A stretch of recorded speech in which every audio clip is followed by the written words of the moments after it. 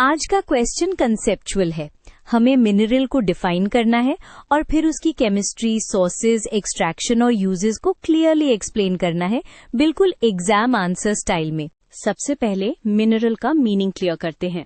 Mineral basically एक naturally occurring solid होता है जो इनऑर्गेनिक होता है और जिसका कॉम्पोजिशन और इंटरनल स्ट्रक्चर फिक्स्ड और ऑर्डरली होता है।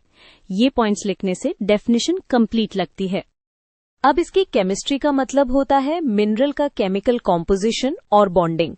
यहाँ दो चीजें बतानी होती हैं, एक कौन से एलिमेंट्स प्रेजेंट है और दो वो किस फॉर्म में अरेंज्ड है, जैसे सिलिकेट्स, ऑक्साइड्स, सल्फाइड्स। ये क्लासिफिकेशन केमिस्ट्री को इजी बनाती।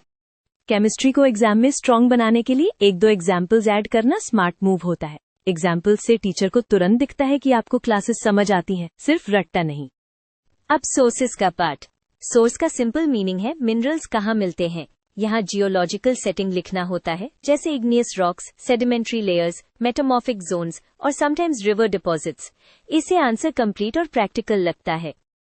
एक्सट्रैक्शन का मतलब होता है मिनरल को अर्थ से निकालना और यूजफुल फॉर्म में प्रोसेस करना।